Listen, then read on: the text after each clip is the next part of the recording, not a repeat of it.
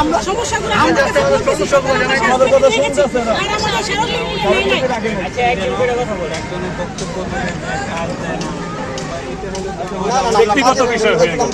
না না ব্যক্তিগত বিষয়, একজনের বক্তব্য দিলে সমস্যাটাই হচ্ছে। আমরা তো ফলাফল পাচ্ছি না, উল্টা আমরা দিনে দিনে মৃত্যু থেকে চলে যাচ্ছি। এই কথাটাই বুঝেছি, আগের কথাগুলো শুনে নাই। এটা আমাদের গতকালকে অলরেডি আমরা একটা প্রোগ্রাম করেছি। আপনি করেন, সাইডে বসে করেন, কোনো গেট রাস্তা বন্ধ করেন। আমরা রাস্তা বন্ধ করে আমাদের সর্বনিকটে তারা জমা নেয়নি, আমাদের সর্বনিকটে আমরা ফোন করিনি। আমাদের বলা হয়েছে একটা প্রতিষ্ঠান 25 বছর ধরে একটার পর একটা প্রতিষ্ঠান দিচ্ছে, তাহলে কি পরিবেশ অধিদপ্তর দেখেনি? পরিবেশ অধিদপ্তর যে জনবহুল এলাকায় একটা সিমেন্ট ফ্যাক্টরি কতটা ক্ষতিকারক। আমি আরেকটু কথা বলি। এত বড় একটা ফ্যাক্টরি কি পরিবেশ অধিদপ্তর অনুমতি ছাড়াই এখানে খুলেছে?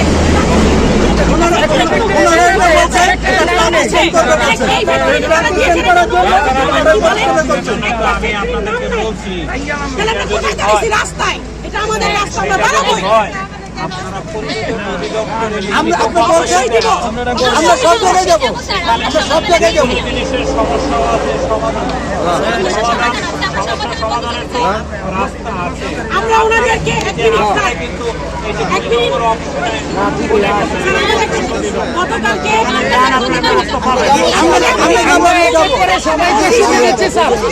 জানিয়ে গতকালকে আমরা এলাকায় মানববন্ধন করেছি। মানে 24 ঘন্টা আমরা আলটিমেটাম দিয়েছিলাম যে আপনাদের তরফ থেকে কিছু একটা আমাদেরকে জানাই।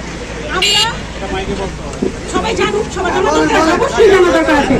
আমরা ওসি সাহেবের নির্দেশে গতকাল 27 জুন বিকেল 3 ঘটিকায় আমাদের এলাকায় একটি মানববন্ধন, শান্তিপূর্ণ মানববন্ধন, সবাই রাস্তাটা ক্লিয়ার করে দিই, সবাই রাস্তা ক্লিয়ার করে দিব।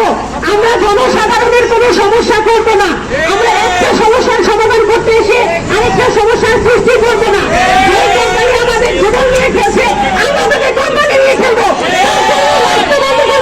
মানুষের ক্ষতি করবো না, কিন্তু কোম্পানিকে জানিয়ে দেয় এই যে আপনাদের কিন্তু নাম নাই, আমাদের নাম আছে। আমরা কিন্তু ন্যাশনাল ওয়ার্ডের স্থানীয় বাসিন্দা, আপনারা পয়সা আসছেন, আপনাদের আবার হুঁশিয়ার দিচ্ছি। গতকালকে দিয়ে গিয়েছিলাম, আমরা ওসি সাহেবের নির্দেশে একটা মানববন্ধন করেছিলাম শান্তিপূর্ণভাবে। এলাকার লোকজন আপনাদের কাছে গিয়েছিল, আপনাদেরকে 24 ঘন্টার আন্দোলন দিয়ে আসছিলাম, বলেছিলাম যে আপনারা 24 ঘন্টার মধ্যে আমাদেরকে জানাবেন যে কিভাবে এই সমস্যা থেকে আমরা উত্তরণ হতে পারি। আপনারা কোনো রকম দুর্গন্ধ যায় না, আমাদেরকে মানুষ বলে না, আমাদের এলাকা শীর্ষক হবেন, আমাদের এলাকা ধ্বংস করবেন, আর আমাদেরকে মানুষ মনে করবেন না। 25 বছর ধ্বংস করছেন, 25 বছর, আর এই 5টা মাস ধরে গন্ধ ঢুকে ঢুকে আমাদের তাদের অবস্থা খারাপ করে দিচ্ছেন। এই যে আবারও বলছি, বারবার বলছি, আমরা কিন্তু আজকে ভুলে যাবো না, আমরা বারবার আসবো। আজকে এসেছি, আজকে এই যে ছোট ছোট যে দল ভুক্ত হয়েছি, এই দল একদম বিশাল হয়ে যাবে। তাই আমাদের বিশাল আকার ধারণ করার আগে আপনারা পরিবেশ বান্ধব ব্যবস্থা করেন। আমরা আপনাদের প্রতিষ্ঠানের বিরুদ্ধে নয়, আমরা শিল্পের বিরুদ্ধে নয়, আমরা চাই শিল্প কারখানা প্রতিষ্ঠিত হোক, শিল্পায়নে বাংলাদেশ উন্নত হোক। আকিজ সিমেন্ট কোম্পানি বাংলাদেশের অর্থনীতিতে ভূমিকা রাখছে, আকিজ গ্রুপ অফ কোম্পানি বাংলাদেশের প্রতিটা সেক্টরে সাহায্য সহযোগিতা করছে, সরকারকে সহায়তা করছে, আমরা সব জানি। কিন্তু আমাদের মানতে হবে কেন? আমরা কি দোষ করছি?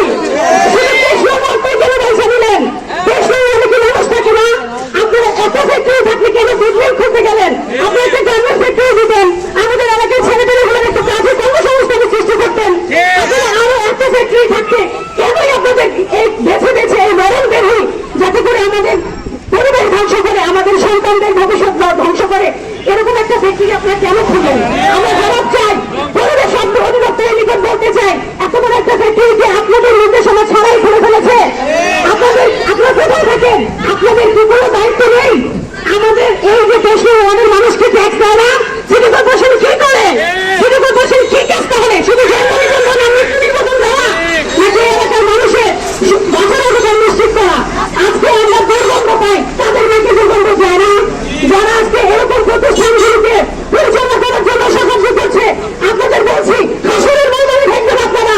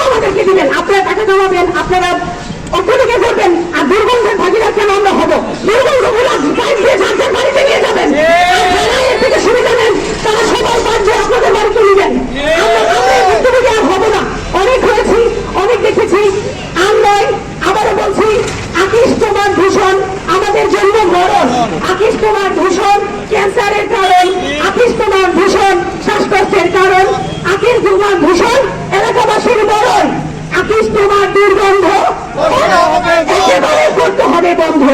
এই যে বলবা ঠিক আছে বন্ধ করছি বলে আমাদের কলা দেখা 1 সপ্তাহ 1 মাসের জন্য বন্ধ রাখা পারবো না, স্থায়ীভাবে করতে হবে যে আমরা এই বন্ধ করবো।